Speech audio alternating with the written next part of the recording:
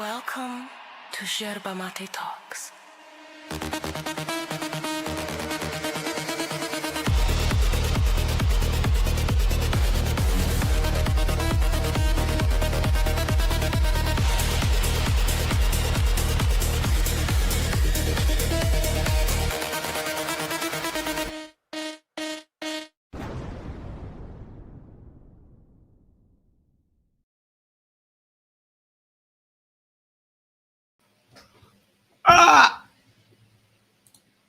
Welcome to the Aftershow. I am Max. This is Kat. And today we have a debate between 1stAmender and Rob Noerr. And it went some way. It went. Look, we already have the one, the only, the Dr. J. Hello. Hey, Max. I see you're wearing a little warmth. Is it getting cold? It's not really that cold. I took my scooter to go play cards tonight, so I brought it just in case it got cool for the way home, but really didn't need it. But there has been days where it's been a little cool. Scooter like Electric those scooter. electrics that have those two wheels in line. No, that like a bicycle, except not a bike. It's a scooter, two wheels at one front and back. Oh, like a moped. Sure. More like a moped. Yep. Okay, got it. I'll send you a link to the scooter that I have here. You got it. So in honor of a lot of what was discussed on the debate, I'm gonna do a toast with some orange juice because I don't have soda. I don't drink that much soda. And I'm going to munch on some salty caramel popcorn because fuck Rob.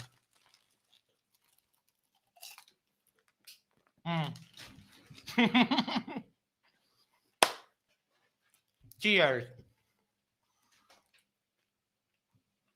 All right, let me check it out. Yeah, okay. Yes. Now here we call scooters kind of the mopeds. Okay. But yeah, those are nice. There was a time that I think it was a company called Green that had those that you could rent and ride and just leave them anywhere. Yep. But of course, third world, it didn't work here. Like people would steal them and just like throw them to the top of bus stops and weird stuff like that. Yeah, third world beat that business model. All right. Make sure to do the social thing is like, share, subscribe, send this to a friend, send this to your significant other, go to the corner, yes, the corner of your street, and just subscribe to Yerba Talks. And that way we can share the love for the channel. Let's get the link over to you, peeps. And let me see if Amender wants to join us. Boom, boom, boom. I'll have to pin it to the top of the side chat and we'll be off to the races. We're rowing. We're getting them subs. We're at 945. Let's go. I can't wait till we get to the 1,000. We're going to have to do something special for that. Yeah, we should. All right, we have done the pinning, and I sent it to Amender. So let's get started. Would you like to start us off on Amender's opening? Sorry, Rob. Rob went first. Yes.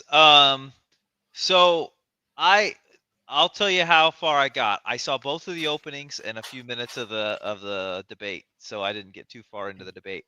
So let me talk about Rob's opening. Rob seemed like he had, he brought statistics and he had something prepared, and he sounded super reasonable as far as some of his reforms that he was suggesting. Now, I've heard Rob Noerr debate before and then looked up some of the stuff that he claimed and they weren't true. So I do not trust Rob Noerr at all. So when he brought when he brought the studies, I don't really take his word for it. That being said, he did sound reasonable, and his reforms sounded fine. Is what I would say. All right. Yes, I think it's by design that they don't show the stuff. And Rob posted a clip, and he titled it like, "Oh, I beat these two atheist losers," whatever. But it's me pointing out how he's reading from a blog, and like just me laughing at him. Yeah. And he's Well, he chat GPT'd something one time, and then when you looked up the sort of underlying stuff, it was wrong. So I just yeah. don't find him trustworthy. And then he for a while argued all this principled positions, and then he basically came out and said, "Oh, I don't care about those principles anymore. I think the Republicans should go after the Democrats and put them in jail. I don't care about process." He kind of dismantled his principles and basically admitted it. Now, people change their mind, and I mean, I don't want to be too big of a jerk about it, but I basically just don't trust him when he provides statistics, is what I'm saying. Even though Never. if his stats were right, his opening sounded perfectly reasonable. Mm-hmm. I kind of differ on the other hand. Like, sure, should we try to minimize fraud? Yes, but I don't know. I guess what percentage of fraud would be acceptable in order for people not to go hungry? I guess. I don't know, up to 10% seems like a reasonable figure. But this idea that poor people are buying sodas and they shouldn't. It's like, dude, it's not about just people not starving. Give them a joy. You know that if you live in a household of four, you have birthdays and play dates and so on. So there are legitimate reasons why poor people should buy soda. Like, Well, why? and then when Amender offered another study to demonstrate when we've tried that it hasn't worked, it's like, okay, did Rob look that up, or who's right here? Like, what studies have been done? Which is why I don't trust Rob's studies. Like, I think he would absolutely cherry pick. Now, maybe a 1stAmender cherry picked, and his suggesting of the drink thing not working is incorrect. I don't know. I would have to look the studies up myself, right? Like, did Rob get it from a blog? Did 1stAmender, make it up? I can tell you which one I in general trust more, but it would take a bunch of effort researching to figure out which one was right. Yep. Basil says, keep it neutral. Every idea is special. I mean, I keep it neutral over there. Here, I say whatever the hell I want. It's kind of a thing. Who done it says, Rob's hyper focus triggered me. Yes, he did that same thing in my debate and refused to talk about anything other than what he wanted to talk about. And I see. So as the debate went along, did he just constantly kept saying, well, they're drinking soda and that's yep, bad? yep. Yeah. They're drinking soda and soda's bad. But Okay. I mean, I am under the suspicion that Rob freeze dries soda and snorts it. So, I mean, I'm a little bit hypocritical on that sense. Like, As you know, why Max, would I'm you a deny? personally a big soda fan. So, can we, as you know, I can't get enough. So I'm Yes, cool with we told the story the other day. I had never seen anyone drink it. so much soda ever. And I know why you work out so much, because you have to make up for all the sugar. So in And the US, when I'm here or whatever, I drink only diet. Like, I don't drink anything besides diet. So oh, okay. the calories don't really, that's not like a big, calorie problem per se when I'm here. But Mm-hmm. you guys did not have any good diet pop there at all. It was all not good. Yeah, no, and What I do you wouldn't have? have. Diet Coke or Coke Zero? Yeah, Maybe is the only Diet one that you Coke, have. Coke Zero.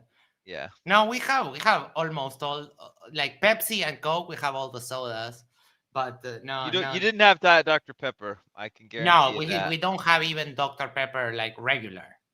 Yeah, Yeah. Dr Pepper is not a thing. Uh, but yeah, I don't drink diet anything. Give me all full fat. Yes. Um, And yeah, who done it? It's called pop, by the way.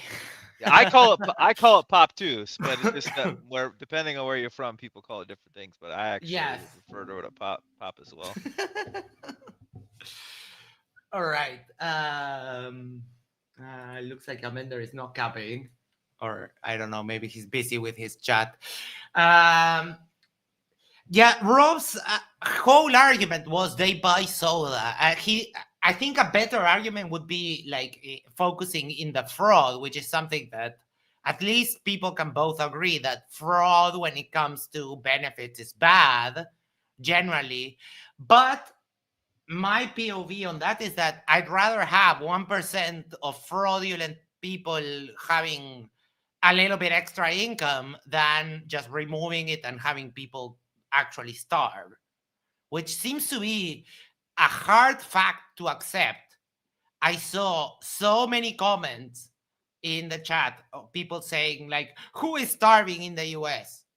And that is baffling. And again, of course, Andrew Wilson said, "Who is starving on the fattest country in the world?" It's like these people don't even know how averages work. Yes, you can be the fattest country in the world and also have people that starve. Those things are not mutually exclusive.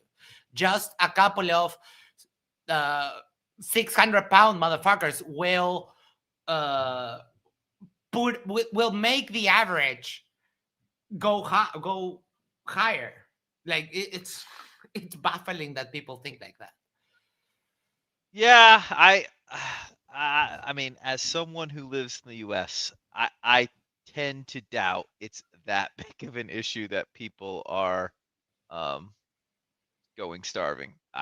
I'm not saying it's not an issue. I'm not saying SNAP isn't good, but um, people don't starve. I think one good thing about SNAP that people probably really do like, it's a little less embarrassing, meaning like if you just like probably just went to a church and said you were legit hungry, would you feed me? They would, but it's probably super embarrassing kind of a thing. But I don't know if there's really a bazillion people starving. You know what I mean? Mm-hmm. The man, the legend, 1stAmender. How Hello. did I do? How'd I do? Calm down, calm down. We are going to ease into it. We were discussing Rob's opening, so All right. I think you did well. It started. I think you did a little bit of a bad play with the opening, but it went upwards from there.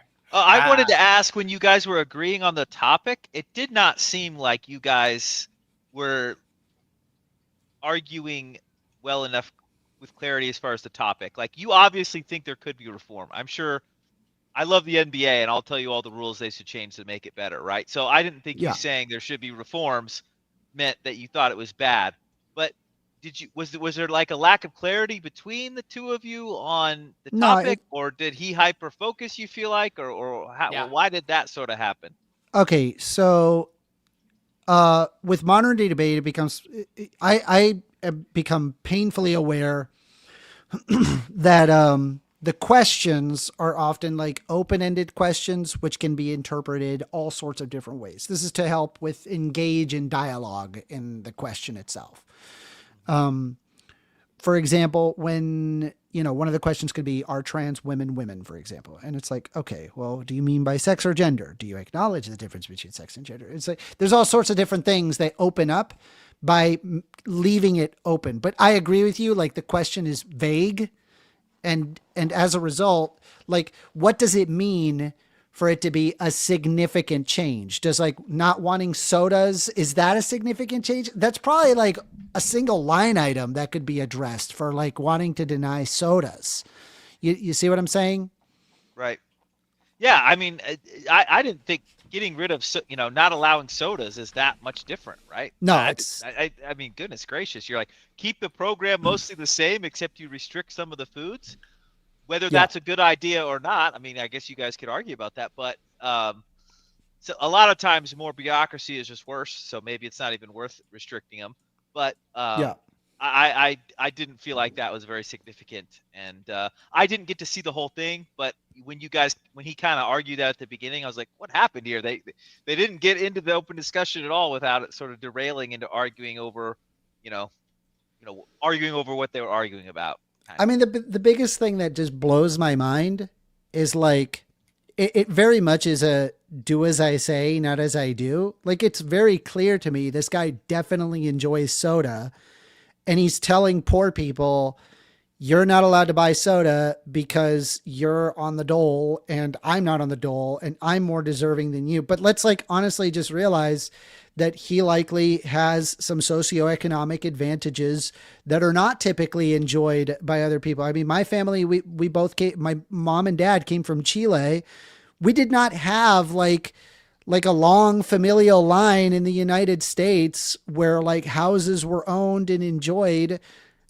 It just was like, hey, they kind of have to build up from scratch. And so my parents didn't even know to put away, say, for example, money for college, and it's very difficult to like try to show people like, hey, just because they're poor doesn't mean, oh, you're not allowed to have soda because it's a bad decision, Well, Yeah. So I actually wouldn't be that opposed to like banning alcohol in the United States if it worked, but it doesn't work. We can't Yes. actually, you know what I mean? Like Exactly, I'm for it, exactly. but we can't get. I'm fine with banning cigarettes in the United States, but we can't Yes. get away with it. But Yeah. so do you want to ban soda? I guess sure. I probably should quit drinking it too. But Yeah. you're not going to get away with it. So, and I'm guessing in the SNAP program, it's gonna be a royal pain in the butt. And is it worth fighting over? And did you know I can make my own soda? Check this out, right? Get this, right? I actually have like a thing. It's not a soda stream, but it's like a 5 pound tank of CO2 with like a regulator and a hose attached to it. Yeah, it's called a post mix. A what? A post mix machine. No, I made it. Yeah, I mean, I made it myself, and I bought some soda concentrate, and I just add a little bit to the soda water, and then boom, I got soda. It's like, okay, is that covered under SNAP? Like, what is? Well, almost all How does this work? juice, almost like juice. If you like get like juice or lemonade or whatever, just as much sugar. You know what I mean? Like if you look at grape juice, apple juice. I mean, most of it's just it's different ton of sugar though. It's different sugar though. they add sugar to it. It's not good for you. Most It's of it. not. Yeah, it's but not. you can always buy oranges and squeeze your own. Well, that's different. That's totally different. But if you talk about grabbing Welch's grape juice off the shelf, I'm pretty sure it's just a sugar fest. And by the way, for those who are just joining in on my end, I'm still streaming, by the way. If you like what I have to say, or maybe you're just here to hate watch me and you want to see more of this, consider subscribing to my YouTube channel. I'm a very, very small YouTuber. So any amount of subscribers is fabulous. It's incredible. I mean, we're on the road to 1,000 subs. We are getting close. I think you're going to beat me to it, Max. Of course. I'm so jelly. No of doubt. that, bastard. I mean, what You rat bastard. You just do debates. We do like a wide range of content here. So Okay, it's kind. I think that's kind of the thing. I do video games. I play video games and shit. The flat Earth thing really. I'd love to people get love into that. I'd love to get into the flat Earth thing. You're late. It's gone. Yeah, I know. it died. What was it? The final experiment, and that was it. Just completely killed it. Yeah, it killed awesome. it. Now all we can do is just they won't even debate anymore. All we can do is just watch their videos and laugh at the morons. And that's it. And there's only like splinter groups of flat earthers just fighting each other. So speaking of which, I'm actually gonna make a soda right now. So continue talking. I'm gonna make this soda. I'll be right back. Give me a moment. All right. For you that you were asking, Basil 1/n² says, "Here's one thing: you definitely did better than me in my last debate." Oh, isn't that cute? Thank you.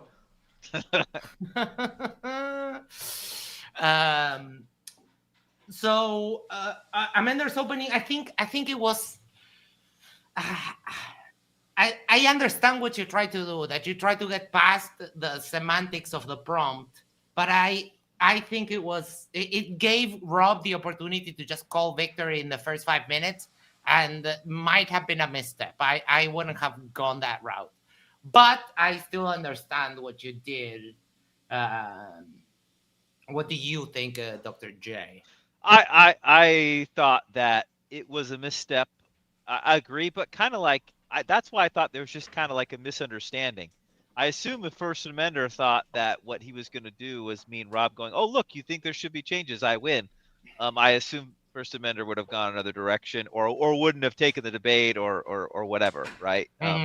So I I did see a lot of positives. I thought he was well prepared. You know, he had done some research. So I thought it was interesting. Frankly, I don't know a ton about I mean, I kind of know what Snap is, but I'm no expert on it. So I thought First Amender's presentation on it was pretty helpful, and he had done some research on it.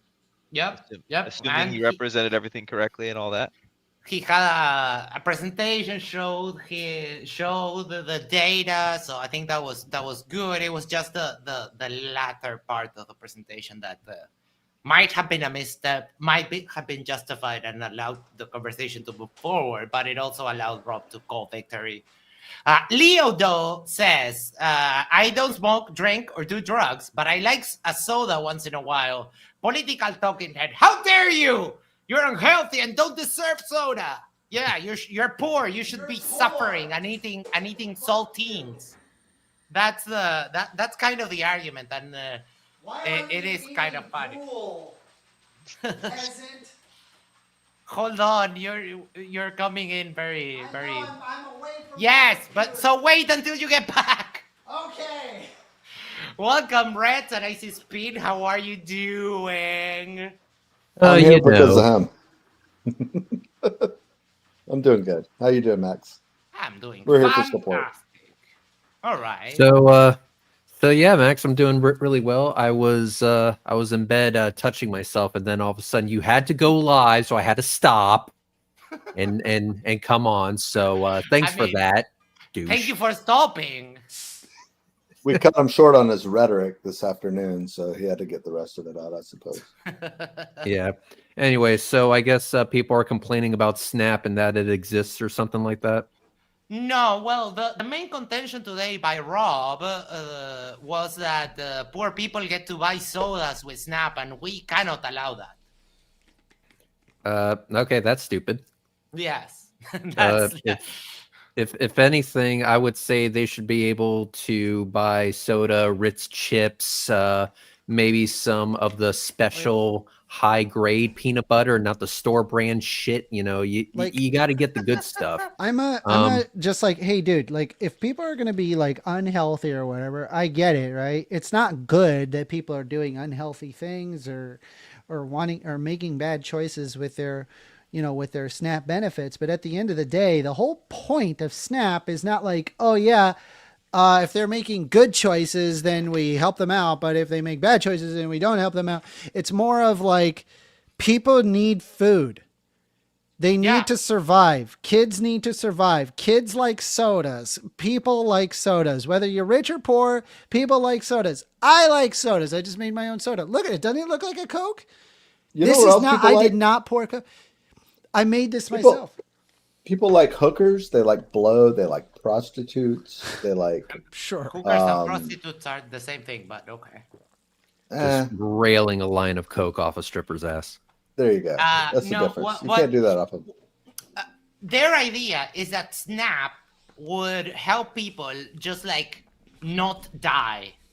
My idea is that through those benefits, we can let people live a somewhat fulfilling life, right? That they can enjoy a soda every once in a while, or that they can go to McDonald's and buy their kids a fucking Happy Meal for and take them to, the games or whatever. Right?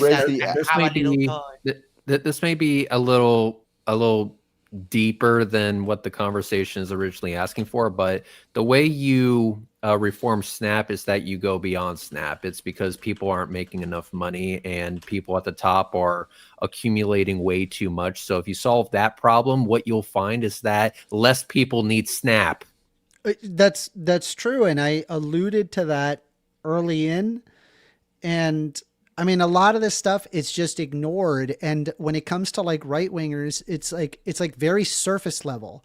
They can only see the solutions on the basis of like the individual actions. They can't like look at it in terms of like the entire socioeconomic, like there's no like macroeconomic concept in their brain. They're just like, I just got done reading the most disgusting headline, and it was that Elon Musk is about to become a trillionaire. Like this is the problem here is Did that you read when the article? when we're talking about like, oh, even if it's like, oh no, I'll become a trillionaire eventually, I'm like, no, that shouldn't even be in the conversation. That should never be a headline. What does it take for him to? What does it take for him to be a trillionaire? What has to happen for him to be a trillionaire? He needs to get $1 trillion. No, what? No. What has to happen? He's talking about looking beyond the headline, right, Dr. J? Yeah, looking beyond the headline. What does it take? The headline's very spicy, right? But what does it actually take for him to become a trillionaire? You missed the point. I don't care what it takes for him to become a trillionaire. What I'm saying is that that shouldn't even be in the title in the first place. When we start having that conversation, if it's even a possibility for Elon Musk to become a trillionaire, whether he makes Tesla do really nice things, if he can make the Falcon 9 rocket do a backflip on its way down, wherever the fuck it takes, there should not be a version of reality where Elon Musk ever gets anywhere close to being a trillionaire. That's the point I'm trying to make. Yeah, that sounds. I agree. I would not agree. All right. Before we go into the open discussion portion of the debate, I would like to inquire about this. Man for Concrete says, I've seen huge amounts of people selling Snap for cash or stores trading cash. It gets abused a bunch. And I'm wondering, how the hell does that system work? Because here, it goes on a card that, because most stores now have like electronic systems, it literally doesn't let you buy alcohol, for example, or cigarettes with government benefits, right? But it's also on your card, and you would have to sell the card. How does this claim of SNAP benefits being sold even work? And I'm going to ask you, Amender, since you were in the debate. Yeah, so there is, in fact, a group of people that do, in fact, take their SNAP benefits and then they sell it for cash. But this how? is so it's basically a card and it looks like a Visa or a MasterCard, and they just take that. There's an X amount that's loaded on the card, and then they just sell that card. Anybody can take that card and buy food with it, but it's specifically SNAP food, so you can't buy any hot foods, you can't buy any alcohol, no cigarettes, but you can buy regular. So you just say, hey, I'll sell you my SNAP card. It's got $50 on it. Give me $30 and you can have my $50 SNAP card. Correct. Now, so here, $30 and buy alcohol. Yeah. Wait, so here's the thing. That particular behavior one is. Second. Hold on. 1 second. But if I give you my card, then next month I get another card? Yeah. You're the first, like, why? Just reload the card. Well, yeah, typically, but I'm saying they could say that they lost the card. It's just a card. They just have Or if you really want to do it, you just say, I'll buy you $100 worth of groceries and you give me $50 cash. And you could just buy the groceries for them with your SNAP card, right? You do a barter system. I'll buy you $50 worth of Cheetos and you give me $30.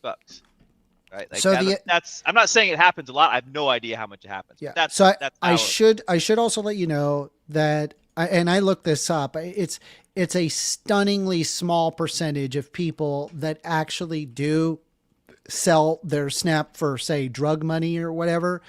It's overwhelmingly people legitimately using SNAP for its intended use. I believe it's anywhere around 1 to 2%. And there are, in fact, areas of SNAP where they specifically investigate, and if they find out, they cancel your SNAP benefits. So this is already addressed. This is handled. This is working as intended. Is there still people that are committing fraud with SNAP? Yes, sure. Just as because you're talking about a program that feeds 8% of the U.S. population. That's a giant number of people. There's always going to be fraud there, but it's a stunningly low percentage in comparison to the literal size of the program. Right. Yeah, it does seem like a weird thing, but everything gets abused eventually, and people are great at finding like loopholes and that kind of stuff. Should we try to minimize them? Sure. But there was a very important point, like, okay, if what we're investing is more than what this is costing, then why would you even do anything about it? Like, it doesn't make sense. And then Rob's answer during the Q&A was that it's because it's morally wrong. Like, oh, for fuck's sake. Yeah, it's morally wrong for a poor person to have a soda. Got it. Okay. All right. Open this. Wait. Do you think that you accomplished the objective that you set out to do with your opening? I mean, I think so. But I mean, you guys are saying, hey, it doesn't actually address the question. I think the question is erroneous. I think the question itself is not, it's very open-ended. And it's like, I don't think people legitimately care that it's like, is this a big change or is this a small change? I think people want to talk about the changes in what you would want, like, as opposed to like arguing whether, like, for what, 3 hours, if it's a big or a small change. I mean, I don't know. Rob Noerr seemed interested in that, which I was just like, this is a giant waste of time. Let's get to the meat and potatoes of this. Right. 1 over N squared, Basil says that for $5. Thank you so much. Dr. J, tell us about how great Doge was. My understanding of Doge is it was a total failure. I don't think they accomplished pretty much anything. That would be my understanding of Doge. Boom! Get wrecked, Basil. No, they accomplished a lot. They cut the CFPB, which is the anti-scam police, because everyone likes getting scammed by big financial institutions. Good job, Elon Musk. That must be worth $1 trillion fucking dollars, you asshole. Well, I'm willing to do a solid debate on you on whether the efficacy of the $1 trillion thing. I don't know. I completely would derail us tonight, but we should set that up. We can argue that sometime. That'd be great. Sure. Okay. Set it up, Max. You got it. Awesome. We can do that next week. All right. Open discussion. How do you feel that went, Amender? I feel so bad for being the initiator of ad hominems, but this guy, like, right from the get-go, immediately would not, like, modify or change his argument in any way, despite the data I provided. All he says is, I don't believe your data, and then he moves on. And so, and I'm sorry with the ad hom, but I find it super ironic that you're getting mad at poor people making poor decisions when it's obvious you have made poor decisions your whole life. You don't have a body like that unless you've made poor decisions with food. I'm sorry. Like, I don't know, like, it's super hypocritical. And I think me pointing that out was rhetorically effective. I mean, it started the spiral of stuff. Max says, if we have the term vende humo in Uruguay, which is smoke seller, that's what Musk is. Yes, we do have that term, and it works exactly the same way. Yeah, we have something similar. It's called vaporware. Right. Dr. J, thoughts on the open discussion portion? I only saw the first part. I like I told you before, I don't find I don't trust Rob really at all. So Mhm. I would have been interested to hear some his arguments as far as um, suggesting why the numbers that 1stAmender were wrong, but I just don't trust him. So I don't know what he could have done to convince me. You know what I mean? Like it just Maybe really hard for me. show the evidence would be a good start. Yeah, I don't know what he would be able to do too much convincing for me. I don't know if that's a very satisfying answer for everybody, but I Well, think he Rob's can't full of show it, the so I don't really listen to him particularly. he can't show the evidence because because I've gone over the evidence, right? If the evidence pointed in the direction in his favor, where it's like, hey, having restrictions on soda works, then they'd be doing it. They tried this in the 90s and it didn't fucking work. And they're like, all right, well, let's probably stop doing this because this is like a lot of administrative costs for basically no benefit. So it's like, okay, move on, move the fuck on. But I don't know.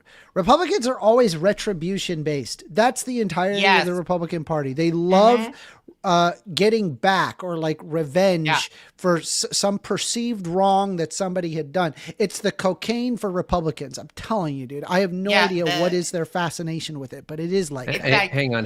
Not true. It's their ecstasy. Yeah, that's true. We give you a little bit of help, so you should be barely scraping by. God forbid, or God forbid, actually, that if you live a decent life, you might enjoy like having a Coke out in the sun. Yeah, no, you don't deserve that because you're fucking poor, and you do not deserve that. And I'm eating salted caramel popcorn just to trigger Rob because I can. What was he against in the combination of caramel and salt? Poor people drinking soda because they don't deserve happiness. I think that's kind of the thing. I mean, if you would have brought, I don't know, cotton candy, he would have lost his shit. But you're right that it is Rob's MO.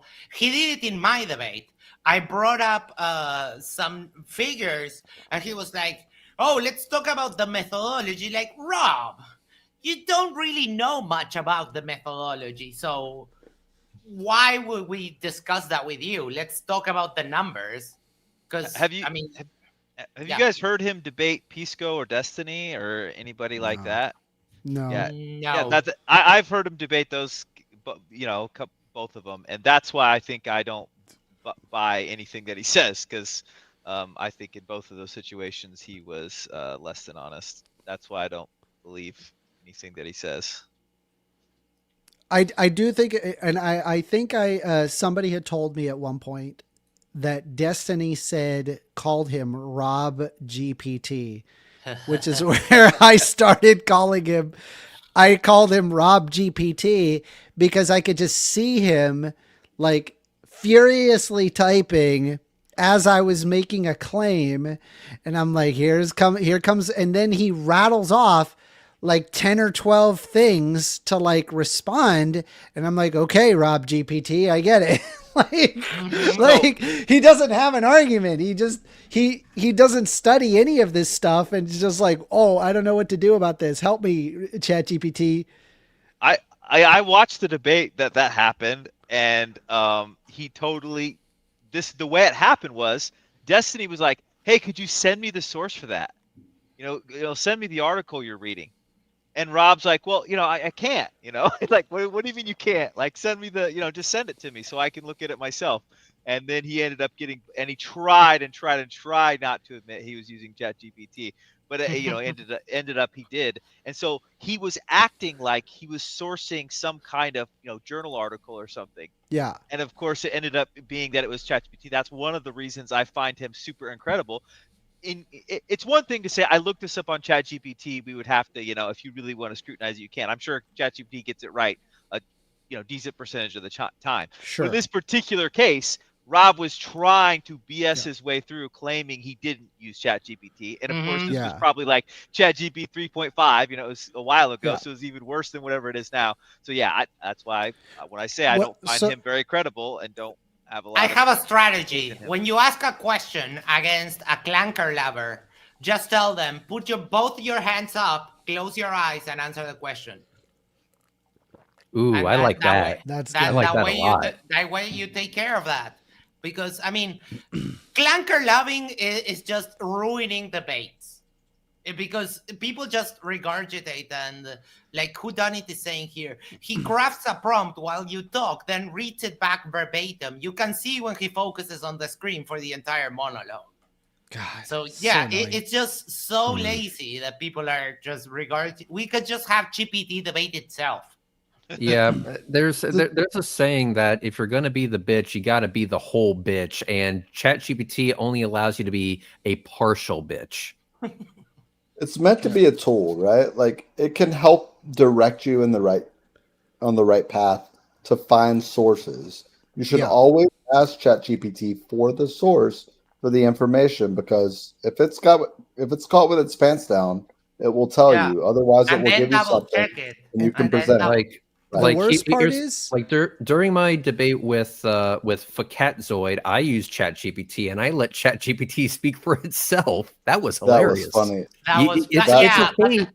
It's okay but to that use was- ChatGPT, but you gotta like acknowledge that you're using it. Yes. So yeah, but that was different because you gave That was different. Flatsoy's argument to ChatGPT That just was to different. embarrass, because Flatsoy was saying he was not contradicting Yeah. himself. So you used it as like an impartial, like a third party during the debate, which was, Listen, I think it was a fun strategy. so I myself he used it. He pulled his British roots out to absolutely. He put the microphone up to. He took his microphone. He said, "Here you go, ChatGPT. Like, tell Facatzoid why he can fuck off now," and that's what he did. But so I myself, look, see, I'm doing it. Have used ChatGPT prior in some debates, but I've started pulling myself away from ChatGPT, and this is because what I have observed is that ChatGPT has often fabricated so-called facts that is so like it knows that this is the case, and then I end up like, hey, can I get a source for that? That's a really incredible source. And then I read the source, and the source doesn't say what ChatGPT says the source said. And I'm like, where the fuck did you get this? It just totally will just fabricate a source as if it is like nothing. And then what makes things even worse is that people are actually using AI to generate articles of information to which AI is grabbing an AI article, Yes. effectively providing a derivative of another derivative as if it's like fact. And it's like, okay, I gotta stop what we're doing. We're like unironically making like the world a worse place by like just appealing to ChatGPT, because it's very clear that it's like, it could absolutely fabricate information. And so I've just been like, fuck it. Wikipedia. It has to be Wikipedia. It's got to be like, AP News. It's got to be like, a government, research document. Like I can't use ChatGPT. And does it take longer? Yeah, it does to research anything. But at least I know for a fact that it says what it claims to be the case. Anyway. I'm sick that's of correct. the Google AI summaries. Like, oh my fuck, give me the search results. The other thing is like, you're not even debating if you're just like ChatGPTing everything. So offloading, like we have a problem. Well, the US has a problem with outsourcing, or they're used to have a problem with outsourcing jobs, right? Now we're outsourcing thinking. So Yeah, like, there's gonna be a to problem. There's going to be a problem with that whenever debates are had over the internet. I think the only way to have quote unquote pure debates is for the debates to be in person. Yeah. Or like go the whole debate like this. Yeah, dude, that's the keep, move. just keep your You got hands to up. blindfold and just have your hand. Yeah, that's a good. That's good. You got to be. Yeah. You got to be blindfolded, handcuffed, Blindfolded. and the handcuffs have to be fuzzy. Then you could actually tell like who actually knows what they're talking about. Like, I don't know. Yeah. My question to Rob about what he will do after LLMs take over his job. Yes, that one was funny. Sometimes you are funny. Max says, even worse, ChatGPT is Google's AI overview. People have even lost the ability to search on Google, and those replies are all based on Reddit posts and other shit. So it's incredibly concerning. Yeah, Yep. that is just. But I mean, even when you bring up like official stats, Rob said to me that the FBI has a left-leaning bias, and I was like, okay. Wait, the what? The FBI. Oh, Jesus Christ, dude. Holy Yes. fucking Holy shit! crap. Not, How fucking not this gone are you? FBI. Yes. That's Like, at what point it's like, all right, maybe you're just stupid. Like, I mean, like These are anything from that the people disagrees that, with me is left wing. Like, what? These are from the same people that are still to this day unironically saying thanks, Obama. Well, just like it makes me go, okay, well, I mean, if there's something that is a credible source and it goes against my understanding, I try to encapsulate what it says. And I try to ensure that it's like, hey, I'm going to add that to my to the lexicon of knowledge that I have, if you will. Like that's the way I think about it. And I don't know why other people can't do this, where like they associate whatever knowledge that they have with like their true identity. Dan Fornicated says, I have a shit ton of notes in my notepad app for talking points. I have to always scroll. That's why we have this and this. Yeah, Magnific inventions. and I'm more than happy to be that guy that like shares a screen.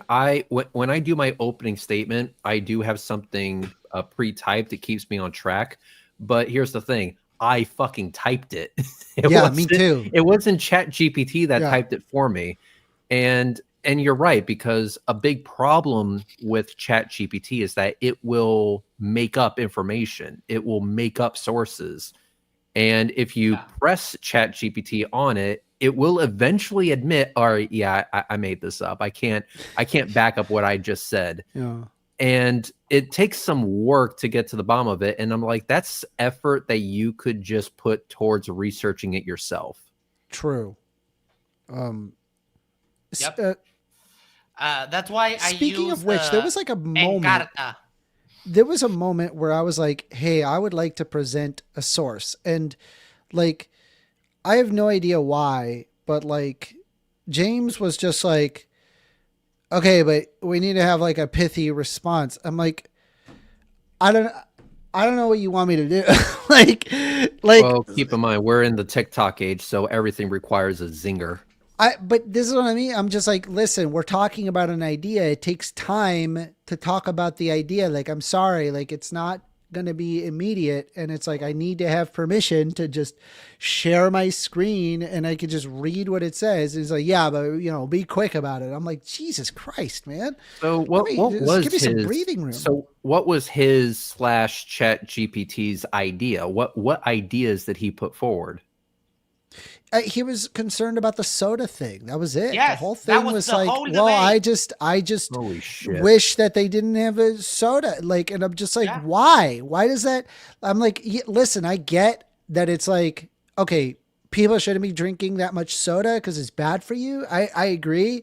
But it's like, show me efficacy. Does it actually, like, if you have those regulations, does it result in these people, you know, making healthier decisions? The answer is no. They end up finding soda anyway, because people like soda, because we're apes that like sugary things. Like that's just how it is, right? And it's like, honestly, if you want people to drink less soda, improve their socioeconomic conditions, which we know food stamps does. And a lot of that also has to do with actual availability of alternatives. Like if you could buy actually like freshly squeezed juice for an affordable price, and also educate people like, okay, if you take 100% natural orange juice, it's better than you drinking a Coke or a Dr. Pepper or a whatever soda, right? I mean, you Yeah. educate people and you teach people how to cook, how to, do a lot of things that Americans don't really do that much. so Then if you improve. you took oranges and you cut it in half and then you squeeze the juice out of it, for an 8-ounce glass, you're going to get 16 to 27 grams of sugar. That's just what's going to happen. Okay. The juice isn't all that much. The only difference is, let's be honest, it's what people associate as soda comes down to, is it carbonated? And it's like, but really there's what's a huge unhealthy, difference. well, what's unhealthy is the sheer amount of sugar that people consume. And if you replaced all of your soda that has sugar in it with orange juice, if you had type 2 diabetes, it would not be good for you. It just wouldn't be good for you. Right. Period. Right, but it's Yeah. different. It's different types of sugars. What the regular fructose that is the sugar that fruits has. Basically, it's anything that they can reasonably process- consider as junk food. They're basically saying, hey, because you're poor, you don't deserve to enjoy these luxuries, I guess. And quite frankly, that's a bit fucked up, in my opinion. I agree. I'm just like, listen, it's unhealthy. Granted, I'll grant you that. Should people be having this stuff? Probably not. But at the same time, it's like, bro, we're human. We want to enjoy nice things. And these are nice things that people enjoy.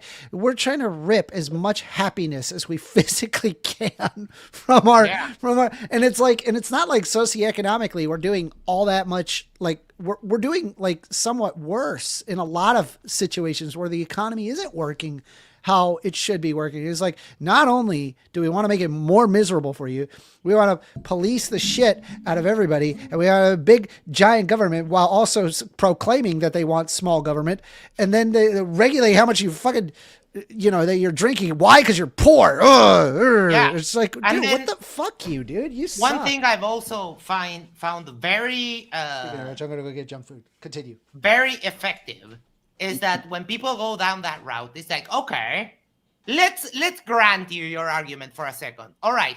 So now, are you going to prohibit people from buying flour and tomato sauce because they can make a pizza in their own house? Where do you stop with all this nonsense when you want to control what people do with their benefits?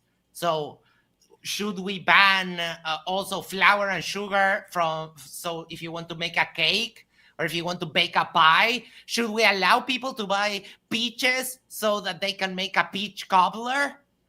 Like, where do you stop? And they have no answer. So it's stupid to try to regulate things like that. And Amender, 1/n², Basel, for $5 says, 1stAmender, do you think Rob's argument is not rooted in racism? I don't think his intent is like coming from like a racist position, but the end result is that it is often a racist one because we understand that socioeconomic factors overwhelmingly is overrepresented among minorities for good reason, because of the way that the money has been split up and the splitting up of educational systems and segregation that is prevalent even today. I mean, you could observe in any, United States city or town, and you can observe that any Martin Luther King Avenue and Rosa Parks Drive, there's no even diversity of people. It's like exclusively minorities in those locations. And you look at zip codes where it's like very specifically like, hey, you have to go to this school, and it just happens to be like property taxes, which happens to be based off of the value of the houses. Educational outcomes are worse for people in poor socioeconomic conditions. And, overwhelmingly, yes, by percentage, it would negatively affect minorities. And I mean, I don't think his intent is a racist one, but I mean, it ends up being racist without requiring a single racist actor, which is sad. It can also be rooted in just pure stupidity. True. He called me an idiot multiple times. I could not believe that. Oh yeah, he thinks mean, he's at the end of the day, he's so smart. At the end of the day, this is a math problem. I remember what was her name? Representative Katie Porter. Was she the one with the whiteboard?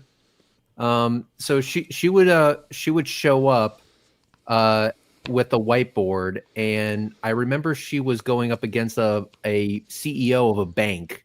It was like, okay, let's go ahead and do this. You made $31 million as a salary last year. Let's look at one of your employees, and was like, okay, can you tell me how to make up this shortfall when we add up all of like her living expenses, utilities, and stuff like that?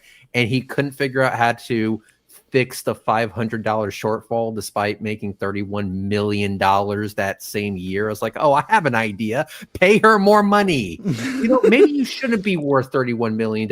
Maybe you should only be worth $30 million. Just an idea. Huhaman has a great question. Is excess sugar leading to diabetes not as much an issue as cigarettes leading to cancer, though? Devil's advocate. I mean, so all of these are problems. Don't speak with your mouth full. No. Sorry. All of these. I just heard all of these are. All right. Fuck. God Come damn on. it. Come on. Like. I'm sorry. Together. Yeah. So hold on. I'll give. There's an after show. All right. Yes, I know, but it's a serious place here. Okay. All of these are. Okay. We've got the foundry rules and the bylaws. Shut the fuck up. Yes. All of okay. So listen. So all of these are. So all of those are problems, obviously, right? Yes. I think there's probably a level of negative market externality which we ought consider. That for one, you need to be able to accurately, legally define what is a healthy food, what is an unhealthy food, and in my mind, when it comes to cigarettes, that's pretty easy to define, and you can be very quick to define that. Same thing with cancer-causing substances, right? There's a very specific substance that we can add as a mitigating factor. Soda, like, what if it's carbonated? What if it's not carbonated? What if I have, for example, a juice concentrate that is very sweet? What if I have, carbonated water and I add Mio to it? Like, is that a soda? Like, there's all sorts of stuff where it's like, it's not really like up in the air. And at the end of the day, people who want to have soda, they're kind of gonna have soda. And basically, Republicans are all about freedom unless you're poor. In which case, we have some restrictions for you. Yeah, we wouldn't want you to enjoy this life. They get a little bit of a sick pleasure of other people just suffering. That's honestly, it doesn't make it. I mean, it only makes sense if you get joy out of that kind of shit, which is awful. Yes, but Republicans are the poor people. Republican voters are poor. That's true. And I've brought this up before, and I didn't bring it up this time because I didn't want to make it flagrant, but overwhelmingly in terms of percentage, as in we're not accounting for total population here, because obviously the highest population is Texas, California, New York. Those are the highest recipients of total number of food stamps, but it's because they have the highest population.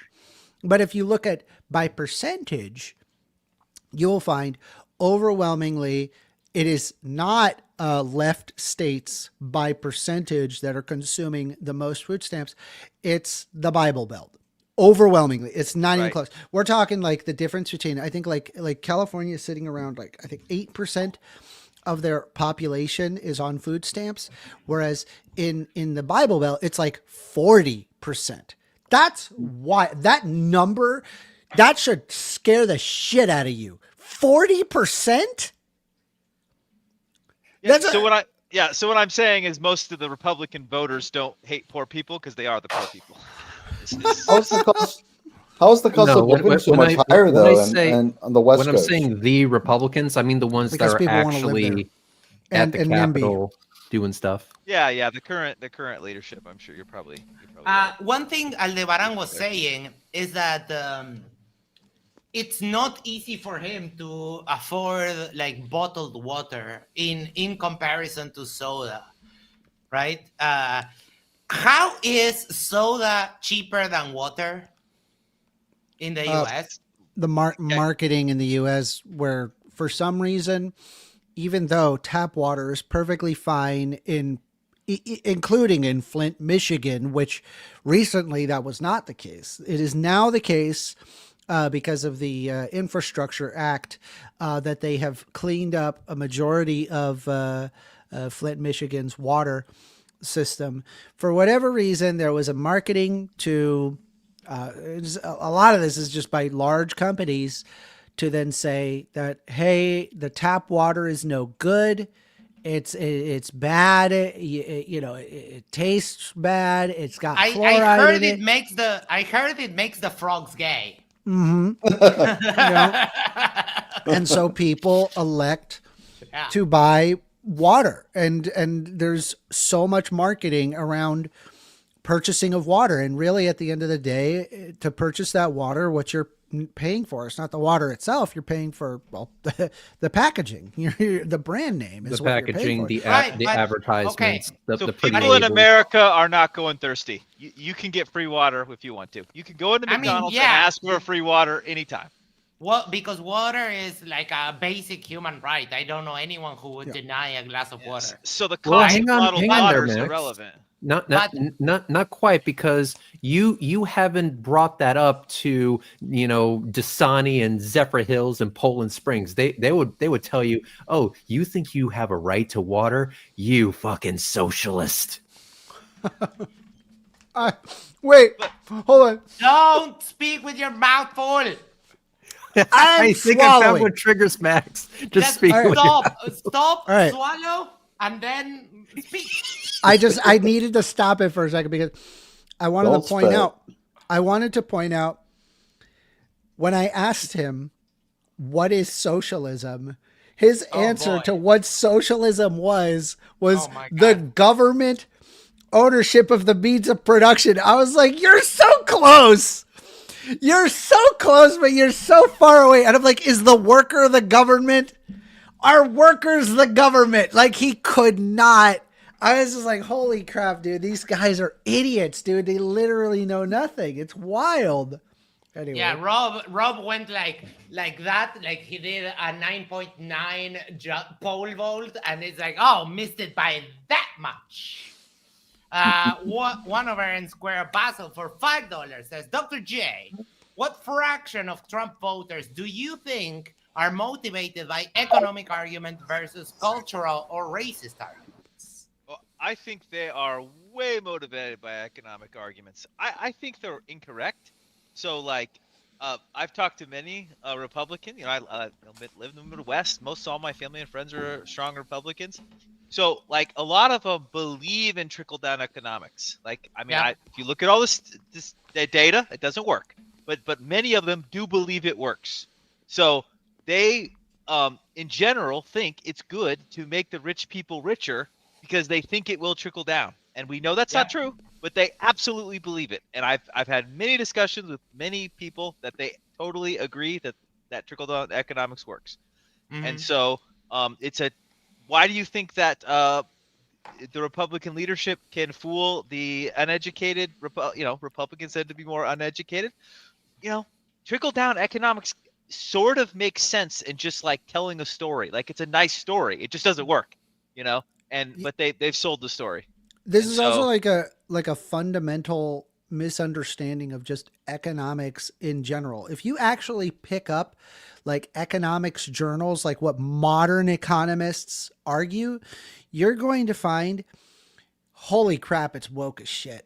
Holy crap. They fully understand like socioeconomic conditions. They fully understand how like that there's racial disparities that prevent people to economically interact. They fully understand why it is that you need social safety nets and like infrastructure spending which incurs economic growth. There's so much stuff. It's like over and over, like all like the kind of the lefty woke democratic policies, they get touted over and over again, but they only understand like very surface level economics. And a lot of it is like, they're like 40, 50 years old. They're like way behind. They don't even know what behavioral economics is. That's not even a thing. Like, what is that? Right? They don't understand anything regarding Keynesian arguments. They don't understand any of this stuff. Right? And so they're just like, again, they just like think about like Ronald Reagan, and then they're like, oh yeah, economics. And that's it, dude. That's all they know. They I don't know, maybe some of them think about Hayek, in passing, and that's about it. They don't really actually understand anything economics. I think I might have a very unpopular opinion here, but I think most of the Republican base, the question was like, well, why do you guys continue to vote against your own interests? Honestly, I think it's vibes. I think Republicans, especially during this last election, Trump is really, really good on capitalizing on them vibes. I mean, he went on Joe Rogan. That's vibes right there. So I think most of the main reason why he got as many votes as he did was not because of policy. It's not because they actually looked at what he would actually be able to do for him. They didn't even give a shit about his previous record and how terrible of a job he did.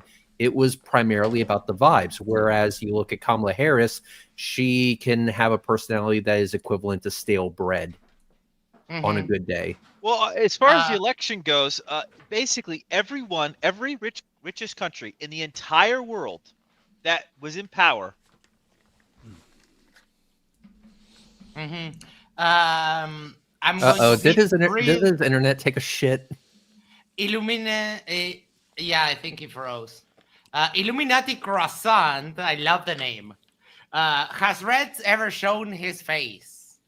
I can't by law. My face has been deemed a weapon of mass destruction by the Geneva Convention. It is hideously ugly. Now, when I say ugly, I mean it is horrible. It is pure nightmare fuel. You would not ever sleep. You would have to use Clorox as eye drops afterwards. You do not want that pain. All right. I knew you were going to say that. Yeah, before my Dr. internet. Yes. Yeah, before my internet. After COVID, basically every government in every rich country, pretty much, there might be an exception out there, every government that was around after COVID, where all the inflation happened worldwide, everybody lost. Everybody. So in my opinion, you might have been able to have any Republican and any Democrat. Possible the Republican would have won because everybody lost in the whole world. It probably didn't matter what Kamala or anybody else said, and it probably didn't matter what the Republican said. Everybody. Oh no! His internet's taking a shit again. Yeah. All right. While we wait on Dr. J, Isa, hello, welcome. Would you like to give us we were talking about the open discussion, but if you want, give us a brief summary and then we can of all the openings. Yep. I'll be right back. Yeah, so I feel, man, it's like a very similar kind of personality every single time with the gentleman. What's his name? Rob or something. Rob Noerr. Yeah, I was like, it sounds like it's the same rhetoric every single time. It's very, so a little bit about me. I'm a social worker. That's my background. I'm a social worker and a chaplain. So SNAP, WIC, these are things that I know very well. And the goal of the social worker is to advocate for people to get resources. So, 1stAmender's position is aligned with what my position would be, which is to make sure people have resources. I feel the guy was kind of a jerk, just to be honest with you. That's kind of the vibe I was feeling. He was like, I don't really care about poor people. They have soda. We have to be this means that we need to like start regulating what resources they get. And I'm like, I actually had a response that I would have said if I was there. I'd be like, well, you know what? You don't like communism, but you sound very much like those communist gulags, like where they said, you every comrade, you have ruble, everybody have 1 ruble. That's what it sounds like. You're going to regulate what people can have and cannot have. I'm like, this sounds really sick and dystopic. That's what I was hearing. I'm like, he wants a dystopia. He wants like a fascist dystopia. And I'm like, it's very unappealing. I'm like, do you think that these benefits are like millions of boku bucks? It's barely anything. It's like these people don't even know how much these people are receiving. It's nothing. Yeah. Well, I mean, I brought this up. Like, I was like saying, dude, this is like, we're talking like $300 or $400 a month. Like, if that. In fact, for a lot, it's like $260, and it's like the amount of money that's even paid for is like 3 out of 4 of the weeks, like in the month. And like the benefits do not cover a person's need for food in its entirety. And I mean, I would argue in favor of expanding it, because I agree. I mean, I showed economically that, hey, for every dollar that gets put into it, we get $1.50 back, because when people are eating, you know, that means better nutrition. That means better educational outcomes. That means there's also an increased level of people climbing out of poverty with social safety nets. And so, or specifically with SNAP. And it drives me nuts that they can't think of it from a societal, they just look, oh, what is the retribution that I can apply on this poor person? And it's like, let's be honest, maybe they got a bad rap. Why can't you understand that maybe it's not necessarily their choice as to why they're poor? And I think that's the important thing to focus on. And I agree. And that was the thing that I was just shocked by. It's like the callousness. It's extremely callous. And he made the battleground about soda. That was the thing that I saw. And I was like, this is insane. You're talking about people who are struggling. A lot of people, they have to get these high fructose corn syrup foods because that's what's affordable. That's where there's a lot of subsidization. So they usually get very unhealthy foods. That's not the fault of the people. It's the fault of the government. But let's be honest, right? When you have poor socioeconomic conditions, people aren't sitting there thinking, okay, you know, what's healthy for me? They're like thinking, what do I feed my kids? I got work. I got stuff to do. I don't have time for this. I'm going to go to the freaking gym. I just need to make sure my kid's fed. My kid likes soda. That'll shut him up. Like, dude, it's like, it's way more human than like, oh, this person is making a bad decision. I agree. And it's about, I said it before, it's about, you know, trying to make people live a normal, happy, fulfilling life. And a soda, there's nothing wrong with that, with being poor and like having a sense of normalcy and affording a soda every once in a while. Like, why would you cut that? And soda's usually really cheap. And I'm like, who is this person to tell us? I'm not trying to be mean here. You'll have to excuse me if I sound mean, but the gentleman does not look like he's the pinnacle of health. He does not. I argued that. I argued exactly that. I looked at him. I'm like, bro, for you telling people how they should and should not be eating, you don't look like you make good decisions yourself. And he's like, yeah, but the difference is I pay for my unhealthy decisions and they get free stuff. I'm like, you're such a fucking idiot, dude. Like, it's literally do as I say, not as I do. Let me also explain the problem here, maybe for the other guy. Max, I'm going to share my screen. Please do me a solid and make sure that gets shown. You got it. Thank you very much. So, guys, this is my new Lamborghini Huracan Evo Spider. I bought this with food stamps. Now, I was planning on going for the Carbitanium package with the Alcantara, but I decided to go with this lime green instead of the Carbitanium. I think it fits my personality, but of course with food stamps, because that's totally fucking possible. He made that argument. He did like, say that, saying like, what did you buy a Lambo? Would you let everybody have a Lambo because it's like good for their I'm like, dude, that's exactly what I'm arguing. You got it, dude. You figured it out. Look at you. You're so smart. Like, Jesus Christ, dude. What a fucking idiot. you're correct. Did we And- read this one? Basil, one over N squared for $5 says, Dr. J, that's naive. They may say economic, but they're mostly motivated by religion and racism. All right, let me try again and see if my internet makes it. Okay. So like I think 43% of people with a Latino background voted for Trump. So you're saying they are racist and motivated by religion. Are they? That's a pretty bold claim. So not a huge percent of the black population voted for him, but 16% and more this last election than the previous one. Motivated by racism? I don't think so. They're motivated by economics, in my opinion. And every wealthy country that went through inflation after COVID, every government was flipped. Every single one of them. So it was almost guaranteed, no matter which Democrat ran, no matter which Republican won, the decent percentage of the population were going to go, well, let's try the other guys because inflation's bad.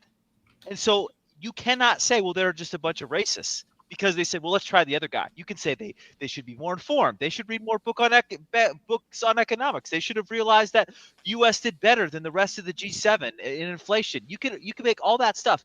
But just to call people a bunch of racists because they said, well, let's try the other guy, like everybody else in the entire world did, is just not well. right. But I would push back on that because remember the MDD video that was 5 versus Destiny? There was a guy that was Mexican as fuck, basically saying, "Get all of these Mexicans out of here." They just got the backwards. craziest idiots in the entire country on there because it does clicks, Max. You live in Uruguay. You don't know very many of this boring, normal Republicans. That is not how they are. Yeah. I don't. That's why for me My country personally, doesn't I don't make the claim, nor do I believe that it was all because of racism or whatever. I think it was purely about the vibes. Now there can be many reasons why those vibes were there, but I think they didn't look deeply enough into like their policies and how good we did during the COVID shutdowns and stuff like that. All that can contribute to the vibes, but at the end of the day, the vibes still clinched it, in my opinion. Oh, I think the vibes explanation is significantly better one than all the Republicans are racist. I mean, whether you want to call it vibes or everybody just switches I don't to believe the other team half the time. I mean, we switch back and forth all the time, right? We go Republican, Democrat, Republican, Democrat. We do it almost like every 8 years or every 4 years. So I don't believe that like okay, yeah, all Republicans are racist. There's going to be an X amount that for sure voted Trump because they are racist. For sure. But there's also going to be people who have like this kind of like an austerity politics, economic argument that, I mean, they just refuse to let die, even though there's just so much information on austerity politics that unless if you're talking about hyperinflation, austerity doesn't work. Austerity is basically this idea that government get out of the way, let the free market decide. And it's like a Hayekian kind of a position. And it's like overwhelmingly, it just doesn't work. No real economists agree with this. Real economists don't agree, but like it's still like a thing or an idea. And so there's an amount that's that. There's also like a huge Christian base where like they unironically believe that the United States was founded on the basis of Christianity. That's false, by the way, but they believe that wholeheartly. And they want the non-separation of church and state, where Christianity is the dominant religion. And there's a lot of really powerful people that put Trump into office specifically to adhere to that concept. And there's just a lot of stuff like that, like a combination of things that resulted in Trump getting elected as opposed to like Kamala Harris. There's also the fact that Kamala Harris only had 100 days to run. Like that was it. And it's like, I don't feel like she had enough of a chance to actually lay her position. And I read her book. I was like, I love these positions. I vote for you 100%. I think you're way better than Trump. It's not even close. I've read dozens of books on Trump, and like judging at how he is, like he's not a smart guy. Like, I don't know where people like guy, like he's like this smart dude. He's not, he never was. And I can answer that question for you. It's simple. It's because he knows all the words, all the bad words. I mean, unironically, like it's complete just stupidity, like, and the only reason why, like, people like think like if you're rich, you must be smart. It's impossible. How could somebody be rich and not be smart? They have no idea like how Trump got rich to begin with, or they just don't know. It's nuts. I would like my American people to know that I love my national parks, like Yosemite, Yosemite, that one. Nothing bad can happen. It can only good happen. Yeah, nothing. Leo makes a great point here. Dr. J, one day we will have to talk about racism and how it affects a person, how a person sees things. Also, Harris was a female, and among many True. Hispanics and others, female leadership was not welcome. I think that is a great point. I think Yeah. by No, explanation true. that every single country in the whole stinking world flipped who was their president or whatever chancellor was because of inflation is a far easier explanation and more sanctimonious. You can't find a single example. Maybe you could find one, but that wasn't true. And so what happens here in the last voting round that we had, where people are mad at Trump and the economy stinks and inflation is still going up, Democrats way overperformed. Even the female ones. The female governor in New Jersey, she way overperformed. If all the people are racist and hate women and all this baloney, which not total baloney, I agree there's a percentage of people doing it, but people just said prices are still too high, economic stinks. Let's try the other team. Right, like this is just a way more simple solution to the question. But isn't this like, it's like a classic thing where it's like, this is a good example. They look at like the Department of Education. They have a good idea, create the Department of Education. They try to like ensure that people get good education. And then Republicans go out of their way to defund the thing before it can even do anything. And then when it inevitably fails because they defunded it, they say, see, it didn't work. It's so annoying. I hate these people. They're the awful. Republicans are completely inept at governing. We had the 2008 financial crisis because they deregulated the banks. Like that was bipartisan, but I know what you mean. Sure, but who loves the deregulation, right? And the Republicans are super inept at governing. You're not going to get me to defend the Republicans and their ability to govern. But if you say why did people vote for Republicans? It's just like did inflation go up during Biden's term? Sure. Was it his fault? No, probably not. We did better than everybody else. But people don't view it that way. They go, things aren't going well. Let's just try the other team. Like most people aren't that into politics. That's kind of what happened with the elections here. And the last government, they kind of started cutting down on social programs and this, and it's like poverty just like shot up, like by 100,000 people went into poverty because of that. And now, basically, we had like 5 crappy years, and now we went back to the left, fortunately. We have a great question here. Alpha Eagle, how would your side prevent abuse of SNAP? And we'll start with you, Amanda. Aw. Me? Yeah. Prevent we already have that system. It's there's audits to determine instances of fraud or overpayment and underpayment. There are systems that already exist within SNAP that deal with specifically that. I mean, if you wanted to avoid something like that, then the best method would be to fund those programs, and which is the opposite of what Republicans want to do. All right.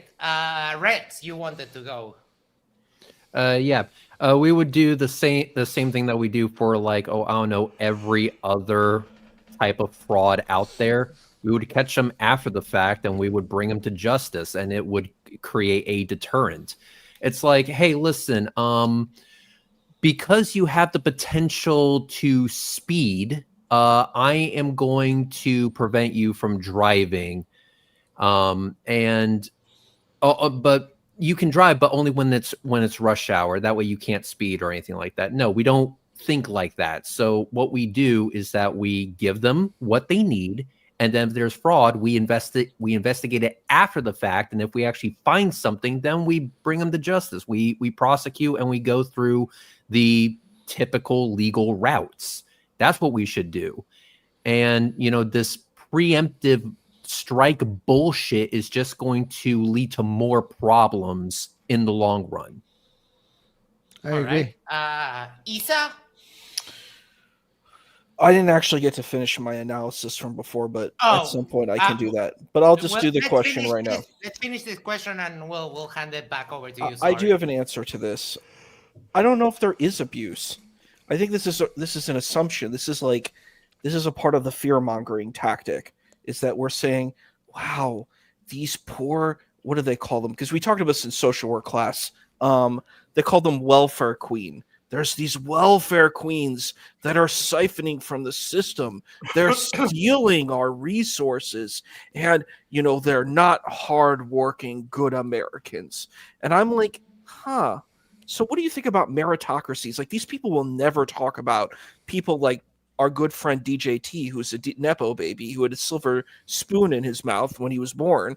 I'm like, does that get ignored? What about abuses of that?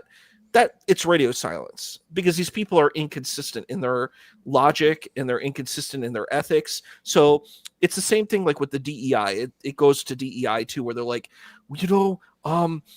why do these people get to go into colleges? These black people and brown people, they're not qualified to go to colleges. But, the legacy, they're qualified to go, right? They'd failed all the exams, but mommy and daddy paid millions of dollars. So, they can come to the school too. So I'm like, these people don't really have an ethical position. And that's the thing. Like, what they're good at is sounding tough, being callous, being mean, and they put this situation of like, we're so ethical, we want rules, we want justice, but they're the most unjust, amoral people that you can imagine. And this is, and I think of this question, this is the kind of argument that they'll bring. They're like, there's abuses going on. I'm like, what abuses? That there's massive poverty going on? That's the abuse, that all these people are suffering and they don't have resources and they don't have food on their table. They don't have shelter. They don't have the Maslow's hierarchy of needs. That needs to be addressed. And also, if I can respond to something, it was like, that's exactly what I said, but the government gives them the food instead of them getting it themselves. Well, what you've just done is you increase the overhead cost by a metric fuck ton. And that 100%. sounds 100%. You ended up making it more expensive. Yeah, let you me just just made say it like worse. That sounds a lot like communism, and we can't have that. So FYI. Oh, time to defund it completely. Like, dude, every time with these Republicans, dude, every freaking time, they're just like, cut it doesn't work, cut it. Like, bruh. Dr. So- J. Wait, I didn't finish my. Oh, sorry. No, it's cool. It's no I'm problem. distracted today. No, you're totally cool. I just wanted to It's finish because the. I'm drinking a lot of juice and popcorn. Oh, just please to enjoy. trigger Rob. No, I'm glad that a lot of people are really interested in what was being shared, and that's why there was a lot of different commentary, which is great. I just wanted to get to finish the point on this, is that I actually agree extremely with the next point I was going to bring up was with what Red said. There's a lot of administrative costs. These people will make a bunch of noise and say, man, you're spending all this money. Now let's have huge government. I thought you said you want small government, but instead you want huge government, where you have huge. That's why I asked the question. I don't know. Was my question read? I had to leave at a certain point, but Yes, and James said that he regularly hates your questions, but that was a good one. They wanted, because Republicans, what they want is that they're more than happy to invest tons and tons of money, provided that it results into punitive damages requiring retribution of the person receiving that, whatever it is. Exactly. Right?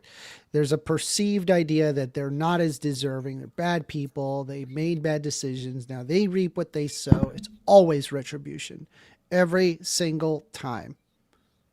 So yeah, exactly, and that's the reason why I asked the question. Actually, the questions I think I ask are pretty good. Like I ask, like, steel man the other person's argument, seeing if a person actually listened to the other argument. Yes, it might seem general, but it's actually an important question. And in this one, I felt that you did a great job, 1stAmender, where you did engage the situation. But I was like, what does this guy actually think? If he has power, how is this actually going to be regulated? You're complaining a lot about it. You're saying there's all this soda and all this stuff. What are you going to do about it? And what are the costs of this situation? If we have all this administrative stuff, it's going to cost a fortune.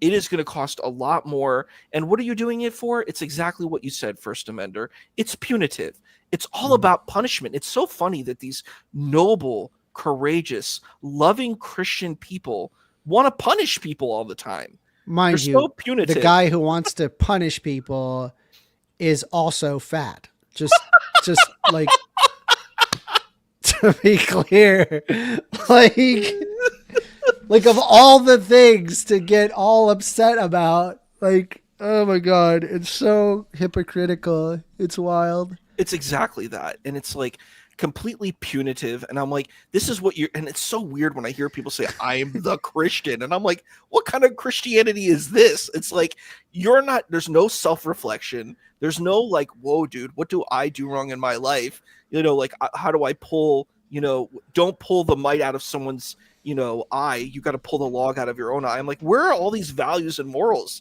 They seem to have just dissipated. It's all about like, how do I like enact justice and punish people and make people suffer, but I don't actually have to do any work. Like, it's the most laziest position. Well, I actually read a study on like right wingers' brains, and it turns out that they have what's a connection on the right amygdala that is like larger typically than other people's. And that portion of the brain is associated with fear, like basically attributing fear to things where there effectively is no fear. Like it's an overcompensation of just being afraid of things, afraid of change, just afraid. And that's why that they tend to think in this way.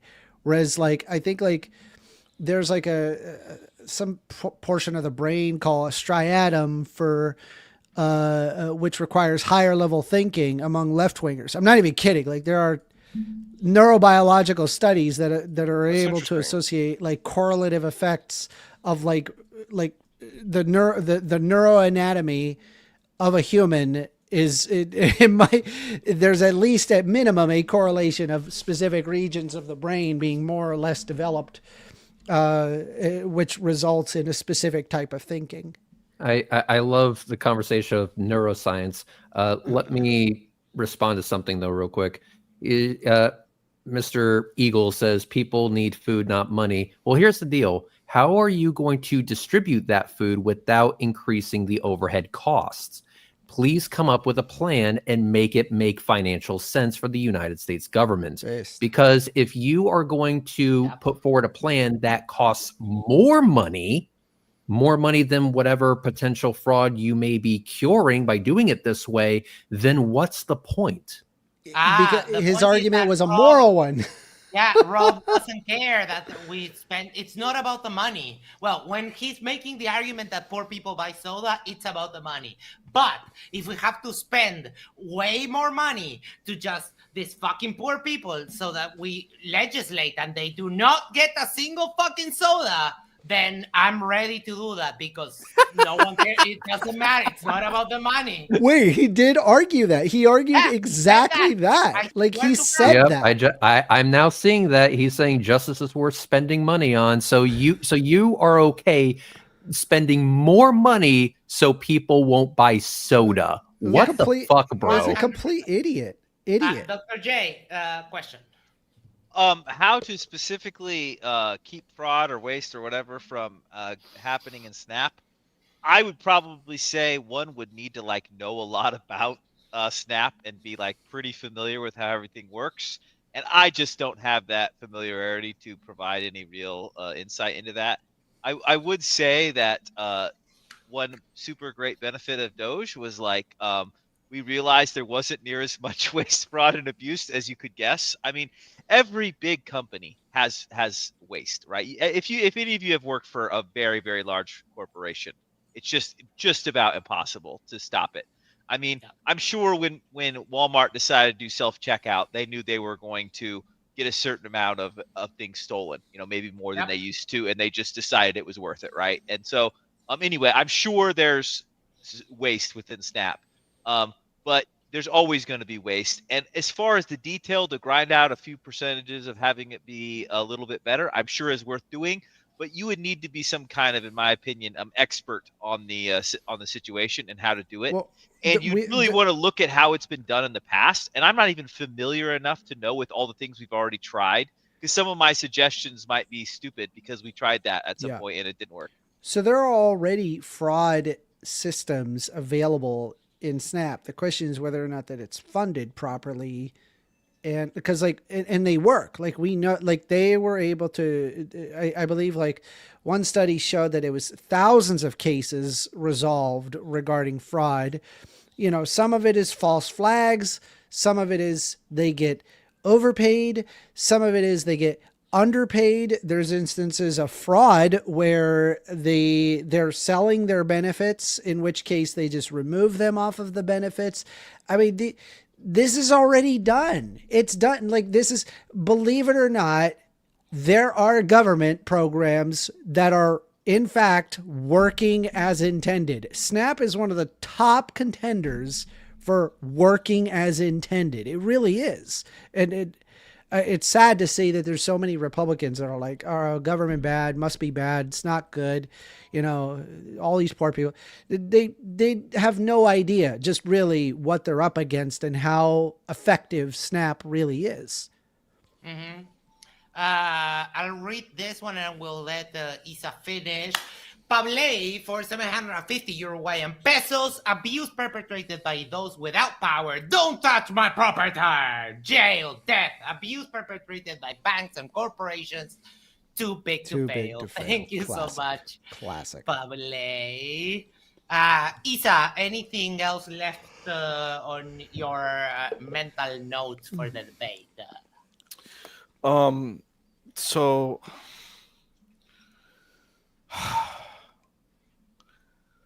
I felt when I was listening to, what's his name? Rob Roy. What is his name? Rob Noerr. Rob Noerr. Okay. So Rob GPT, otherwise known as Blob GPT is just.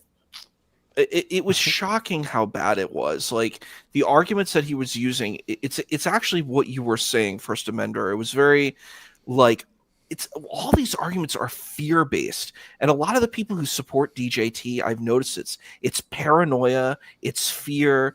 There's I don't know if you like Scooby-Doo. I don't know if any of you guys like that, but there was a zombie Scooby-Doo movie that came out I guess in the late 90s, but it was they had this song, it's terror time again, and that's what I feel like. That's where I feel these people are, are at, it's terror time again, and it's literally like that. It's they're literally overdeveloped right amygdala. Use it as an insult. Just be like, man, that amygdala is just firing off. Oh, knocking your spine. Stop it, right amygdala. They're extremely terrified. They're extremely paranoid. And I was like, what are you afraid of? They're afraid of people coming over walls. They're afraid of, immigrants who are here. I'm like, most of the immigrants here, who are undocumented, usually live pretty stellar lives because they're trying to take care of their family back home. They have to do that. They have to live under, they have to live under the kind of surveillance. They're not going and assaulting. There might be one crazy person that does that, but then you see the one crazy person, they're all like that. And I'm like, it's so insane, the paranoia that's being propped up. I don't know if you followed the election of the mayor in New York, but I think it needs to be followed. I actually asked James, could we do a debate on it? He's like, it's not really important. And I'm like, it kind of is. It's kind of monumental. It's a huge thing that this progressive ran in New York. and the amount of hatred this person has faced because of his identity, his religious identity, his identity being called a socialist. It's not like, it's so funny. They're like, he's a communist. I'm like, no, he's not. He's like, he's not. He's a capitalist, obviously. Look at his suits. You know, his mother is a millionaire who, you know, who's produced many Hollywood films. I've gotten so much flack from people telling me that I'm a capitalist because like I have a lot of like wokey opinions. The one thing that I'm not woke about is that like I am to this day still a capitalist. Now, albeit, right, like it's more like Netherlands capitalism as opposed to like US capitalism. But like I love how he's just like, oh, you sound like a socialist. I'm like, you have no idea what that word means. Like, Exactly. You're fucking idiot. And Mamdani is not what you would, he would fit more into like Netherland capitalism. Which is why I was in favor of Mamdani. He was like, oh, you know, all of a sudden it's going to turn into Mao CCP, or I'm like, what is happening? Because they don't understand that he's using that term to differentiate himself from the other people in the democratic establishment. He's saying, look, we actually are caring about people. He's not saying we're going to wipe out businesses. You know what? We live in a capitalist world. We have to, it's not perfect, but it is the way that it is. And it's weird that people are like, I hate it. And I'm like, it's a part of what we need to work with. And it's like the same way I think about most world situations. Like people talk about the Middle East and they're like, we need to destroy everything. I'm like, no, what we need to do is take the things we already have and try to fix them and make them better. We don't need to reinvent the wheel, but some people they don't understand the kind of effort and work that it requires for that. But when I was listening to that guy, I was like, did he rage quit too? Is that why you put that in the thing? Did he? Oh, No, okay. no. I saw that. I saw that in the parentheses. No, but I heard rumors that he might have got at least a partial erection when Amender started stripping. I don't know. That's what I've been hearing in the grapevine. Yeah.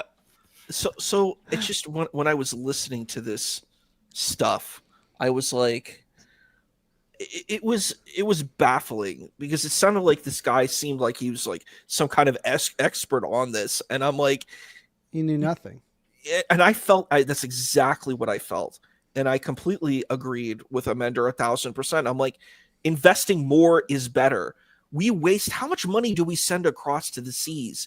We're not doing good. The problem isn't the what is being allocated. The problem is other allocations. We're allocating other resources in a bad way, but he can't address that. Like he's not even thinking about that. Look at how much money we spend on the fucking on like the amount of money that's put into food stamps. Which, by the way, like it just so everyone's aware, for sure, it definitely does make more money to put into it than it does to take out of it. And we are throwing so much money at the military industrial complex, which ultimately is just effectively a hole in the ground in the Middle East. This does not actually derive any benefit, but it's like food stamps. Man, we can see benefit, real life, actual benefit that can be empirically verified. I swear to God, this motherfucker scoffed at me when I even remotely suggested the use of GDP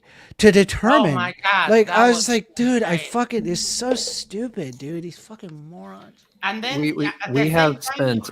You have Trump sent how much money sent to Argentina 2025? Yeah, so that their stint with libertarianism works out just fine. Thanks, Trump. $20 billion they sent to Argentina because Argentina's president is a little bit of a brown nose of Trump. It's kind of Timu Trump from like down here. Not really a brown nose, more like a brown tongue. But you know, going back to the military stuff, we overspend on that shit a metric fuck ton. Like for example, we already have the F-22 Raptor. We have the best unhealth care that money can buy. And when I say a lot of money, I mean a lot of fucking money.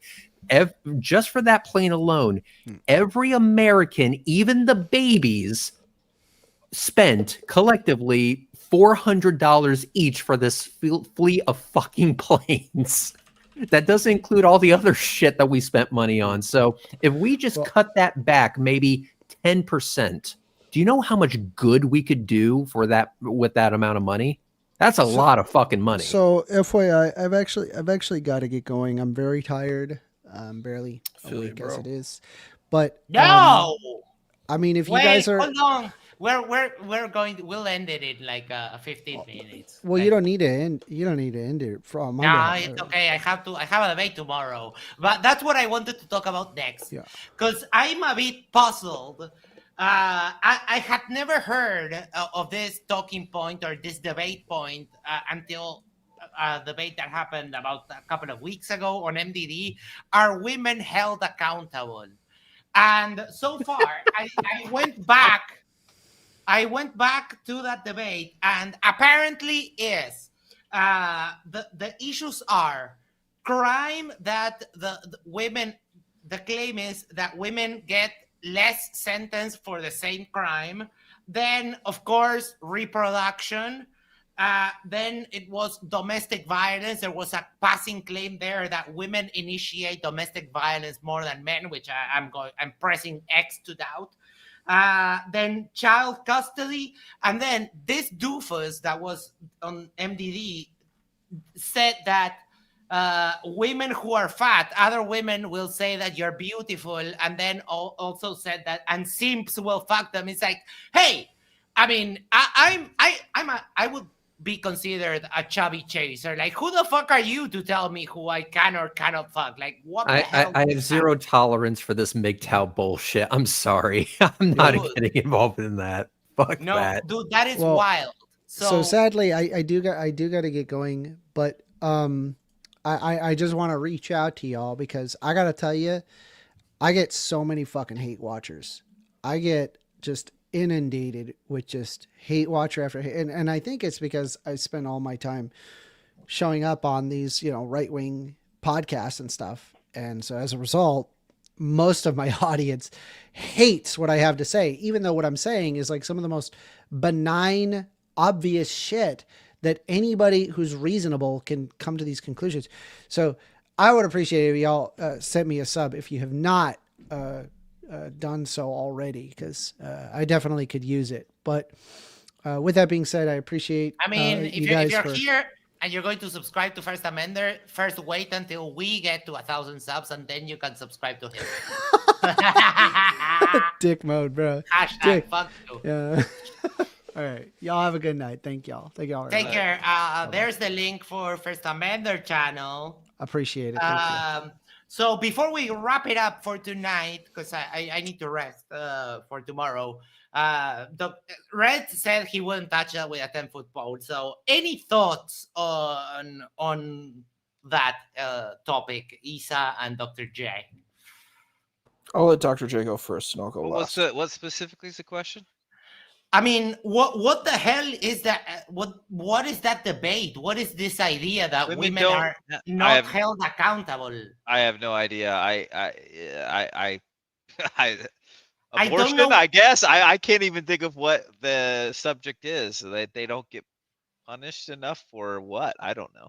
But that doesn't. I mean, like if you say there's an imbalance in the punishment for the same crime, that doesn't mean that they're not held accountable. That just means that they have a different standard. And from what I've gathered, that is the only issue that I've researched so far.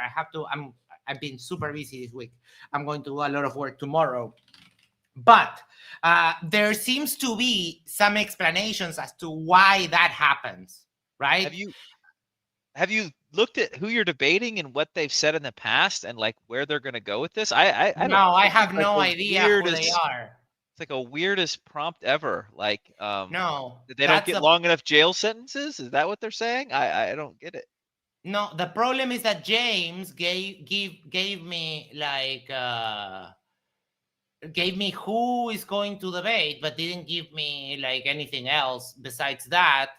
Didn't even give me like a link to reach my teammate or anything like that. I went to a video and the links are still not there, so I don't really have any way of actually knowing but all I could do was go to that last debate. But I don't know if the Thorpes. I'm debating the Thorpes. Yeah, sorry, that was dumb of me. I'm debating the Thorpes, but I haven't seen. I'm going to go tomorrow and see what they say about this. Yeah, So I'm no expert no on the clue. Thorpes or anything, so Me good neither. luck. Yeah, Good luck. no idea. Isa, any thoughts? So your topic is what are you arguing about women? Are women held accountable? And what is your position? Yes or no? And mine is that they are, and the other position is that they're not. And usually the arguments are these notes that I read, that crime, they get less penalties for the same crime, reproduction, that goes to the whole abortion thing, and they seem to think that women are responsible for keeping the species going, domestic violence. But this is the last guy on the debate. So these are just, some general talking points. I'm surprised the Thorpes are debating this. I didn't even think they would take that position. No, But, me neither. Okay. I mean, it's a weird position to take. I'm like, I think men, women, and all other kinds of gender identities are being held accountable as people. I mean, I don't know. It's a weird. Some of these framings are so weird. I'm like, sometimes I think people are just being contrarian to be contrarian. That's what I felt in this debate. Like some of the arguments that this dude was taking, it's just like he wanted to just be contrary. It's not because he actually really held the belief. And I mean, in this case, I'm like, why wouldn't women be held accountable for stuff? I mean, we as people are held as accountable. I don't know. Right? It seems so utterly ridiculous. It's kind of preposterous, I think. I can tell you why Rob suddenly cares about SNAP benefits. It's because Trump told him to care about it, and he said, "Yes, sir, I will start caring." That's why he cares about it. Dang, Alpha that's Eagle rough. says, frankly, that's why women have abortions. Oh, buddy, you couldn't be more wrong. They don't want to be held accountable for their sex habits. Isn't that true? No, that's not true. That's definitely not true. The reasons mostly, and I can tell you with backed by data, is that the main reason is lack of sexual education. When you give sexual education and a little bit of help accessing contraception, then you don't get that many abortions. But in the US, we have this awesome problem that they don't want abortions, they don't want contraception, they don't want sexual education. So there's no way to get out of the problem.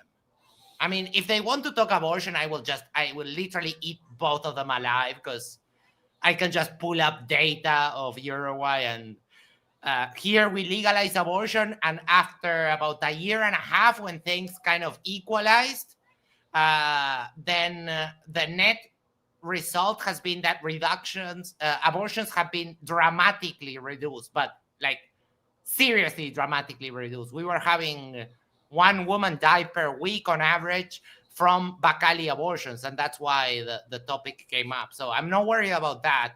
I believe condoms should be free. Yeah.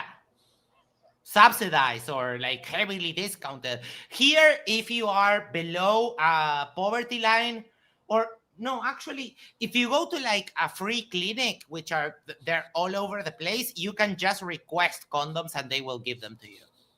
And then birth control pills, the low hormone dose, those are heavily subsidized.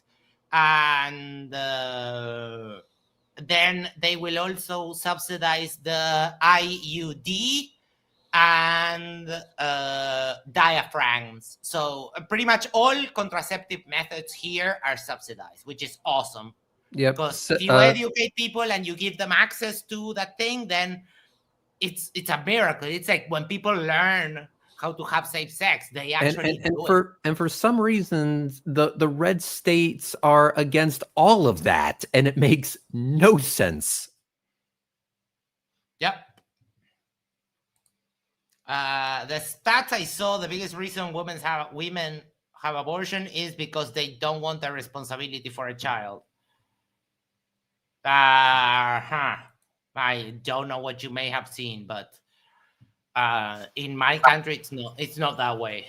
I'm sorry, I've got to engage this. This is trickery. This is what I call a conservative trick, where people are like, the stats say. So what if the stats say certain things? Who are you? Are you an arbiter? Are you an expert of understanding what these stats mean? Can you do double tail? What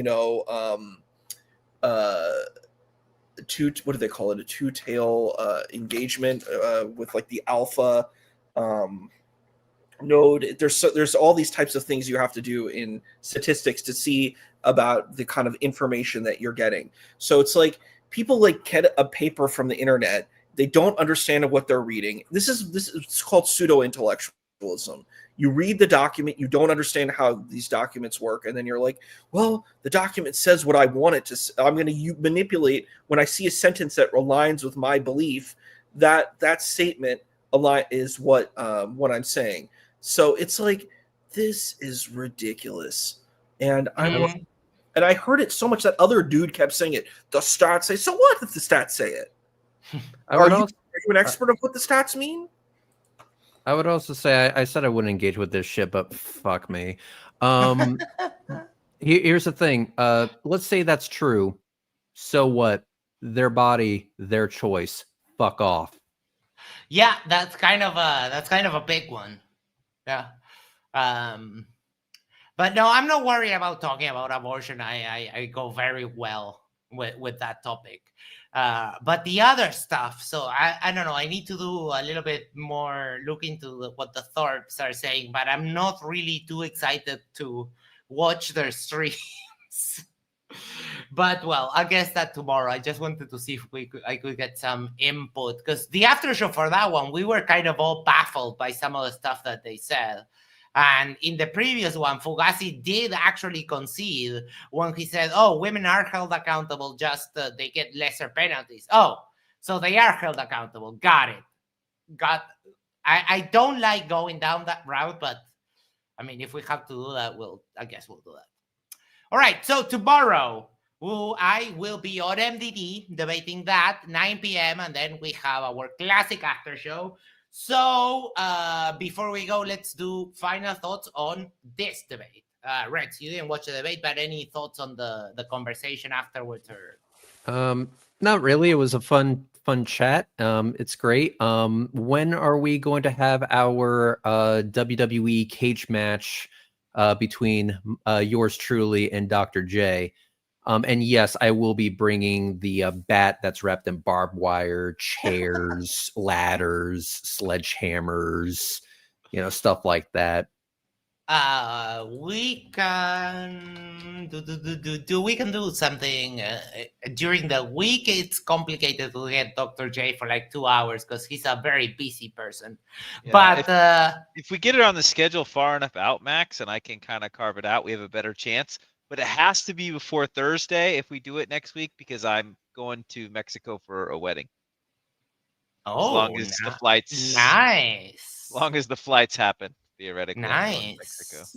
You know what? If we want to push it out till after you get back from the wedding, that's fine, because that gives me enough time to come up with a theme song for my entrance. Okay. Well, Max, I could probably do Monday or Tuesday night. If we Monday or Tuesday. Hold on, let me check. So tomorrow, to the Saturday, or Sunday night. Is Sunday night a good night? I forget. Sunday night is a good night. We could do that, yes. And Monday, there's another debate on MDD, Wi-Fi Gospel, and someone else versus Ringjald and Corbin. Are Trump's immigration policies good? Huh. Maybe we could do Sunday night if that works for Red. Sunday night, Yep, Sunday night works for me. It's better that way because on Tuesday I will be going to the dentist, and for the next 3 days after that, I'm going to be high as fuck. Oh yeah. Well, that proves that they don't want to take accountability as far as abortion, or it proves that some people are aware of their personal situation and know that they cannot literally provide a decent life to that human being, so they would rather not have And that. that is actually very responsible of them. So Sure. it's really, you're kind of shooting yourself in the foot there, because let's face it, if they bring a child into this world and this world kind of sucks at the moment, they can't make ends meet for themselves, let alone an extra kid, then it's actually more responsible to have the abortion. Yeah. And Wicked Pizza makes a great point. They don't fuck themselves. And I agree. We did, Isa, final thoughts for the debate. Or, yeah, sorry. Go ahead. Sure, I'll go. Well, I agreed with First Amender personally. That's my, I sided with that, but I also think First Amender made much better arguments. I think the other guy just did a lot of fear-mongering paranoia stuff. We need to be scared. We need to be afraid. We're spending too much money. Didn't go deep into that point, because that whole argument falls apart when you start saying, well, we're spending too much money, and then you see where all our money is really being spent. And how pork barrel spending, we're wastefully spending. But God, helping poor people, ooh, cringe, scary to help poor people. What a terrible idea. Investing in public health, investing in, epidemiology, investing in people being alive and having Maslow's hierarchy of needs. Ooh, that's so yucky. It's so icky. And that's kind of what I heard. That's the argument that I was listening to. And I'm like, that's your argument? Is that helping poor people is icky? And, these poor, these poor people are really just bad people who want to take advantage of systems, and they're all welfare queens. I'm like, I was like, this is what you're offering us? Is fear-mongering and hating our fellow people that are here who are struggling and trying to make it? I don't know. It was disgusting and gross. From my perspective and worldview, it's not just the arguments that were bad, it's the ethics that are bad. The whole package was bad. And also it's just like adding insult to injury. You're going to tell us about health, and I'm like, brother, you are not the pinnacle of health, man. So you really cannot be lecturing us on health and how to have health care, and you have this type of appearance. You need to start working out like Dr. J, man, before you start talking, right? You want to drink all that soda, you got to put the effort into the weight room to back it up. That's it. Oh, yeah. All right. Thank you so much. I would add, Isa. I forgot. Never mind. Dr. J, go ahead. Yeah, I thought First Amender did good. I think I can tell you everything Rob Noerr's ever going to believe until Trump's gone, and he will hear whatever Trump says, and he'll agree with it and roll with it. And so I'm not saying that means he's going to be right on everything or wrong on everything, but if he's right, he's going to be an accident, because he's just going to do whatever the Don tells him to do or believe.